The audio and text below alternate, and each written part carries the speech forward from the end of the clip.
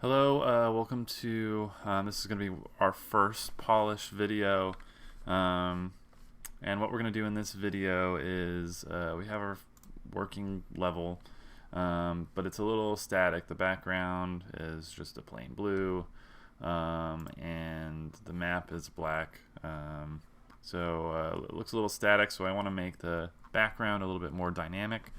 And in this video, how I'm going to start to do that is I'm going to sort of dynamically change the background color. And so let's get started on that. And the way I'm going to do that is I'm going to attach a script to the camera, and I'm going to call it Color Swapper. Make sure I spell that right. I'm going to create an ad. And double click, and I'll just reload all these. It's fine. It's gonna let me save. Okay. And hopefully you appreciate that the text is a bit larger this time, so a little bit easier to read, hopefully. And so let's think about what we want to do. And I want to take in two different colors. As well as a speed to swap them. And then I want to swap between colors back and forth. I'm going to do that by setting background color equal the camera background color.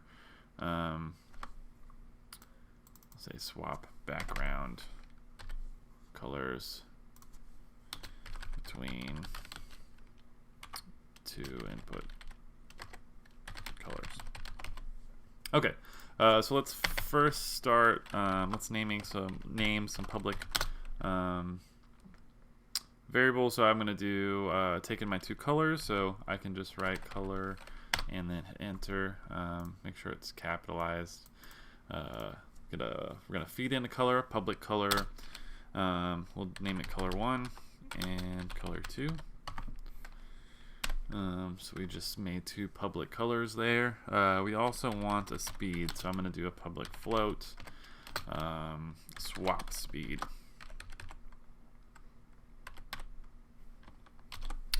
Great. All right, and so we're going to be setting the camera background color to switch between these colors. So we're going to do get component, and we're going to find our camera, and we'll get the background. Oh, I didn't put parentheses. Dot background color. And now how are we going to set that equal to our new color and switch between them? Well, if I go Unity documentation is our friend, and if I already have it up here. So if you look at color, we'll have a lot of different properties and things that we can utilize. We can look at the methods that we can use, and one of those is lerp. Which is exactly what we want. We want to linearly interpolate between colors A and B. So if we check that out and read its description, interpolates between colors A and B by T, and T is clamped between 0 and 1. When it's 0, it returns A. When it's 1, it returns B. So it's basically almost binary, but it's a float. So if it's 0, it's A. If it's 1, it's B. And it's nice, at least in the example that they've provided, they've already sort of done what we want to do, which is utilize this mathf.pingpong, and so they're switching back and forth this float. So this float is never longer than 1, but it can ping pong, but by the time. So if we sort of copy what they're doing there. So we're going to color.lerp. We're setting it to a new color, and we're feed in color 1 and color 2. And we'll do their mathf. We'll use the mathf library and ping pong. And we'll do time.time, and then never longer than 1. So if we sort of hover over ping pong, we see that ping pong's a value t, so that it's never larger than length and never smaller than 0. Okay. And time.time. Okay. Oh, it's a time at the beginning of the frame. Time since the start of the game. Okay, so with ping pongs, our time, and then we want to making it never larger than 1 because it has to be between 0 and 1. And then we want to put our multiply that by our swap speed, so that we can control in the editor how quickly we can swap between these colors. So if I save that, and I go back in here, we should be seeing, yep, there's new colors. Just click on them and change it to a color I want. I kind of want something a little spacey, so I'm going to do like a darker purple, kind of like that color. That's cool.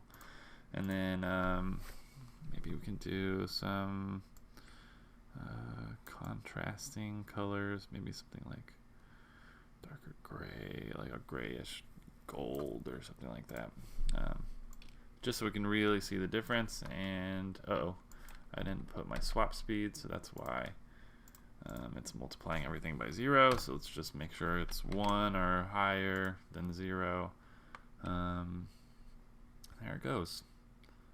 So there you have it for switching background color. We take 3 inputs and 1 line of code. But as I hinted at before, I kind of want to expand this. I was playing this before and I thought like the warp hole here is a little bit static, so I want to add some polish to that, and I think I'll just I'll also swap the colors of this. So what I'm gonna do is I want the white to stay white, but the inside and the outside I'm gonna add this component. It's not going to work yet because if we go back into the code, we can. Uh-oh, did I close out? I guess I closed out of it. We can see that we're getting the camera component. Let's close one of these and open this and save all. Yeah, so we're getting a camera and changing the background color, and what we want to do with these guys is we want to change the sprite color. So the way I'm going to do that is I'm going to actually I'm going to use a bool, which is true or false, and I'm going to say I'm going to check if it has a camera, and if it has a camera, I'll change the camera background colors, and I'm going to check if it has a sprite. And we'll do that right as the script starts. So we'll say if get component. Actually works really well for this. So camera. So get component is going to feed us the component of the camera if it's there, and we want to check as we want to check if it's actually doing if it's returning something. Then that means that our script, the object that our script is attached to, has one of these. So as long as it's not null, it's not equal to null, then we're gonna set has camera equals true. And just to be safe, I think up here I'm gonna set both of these equal to false.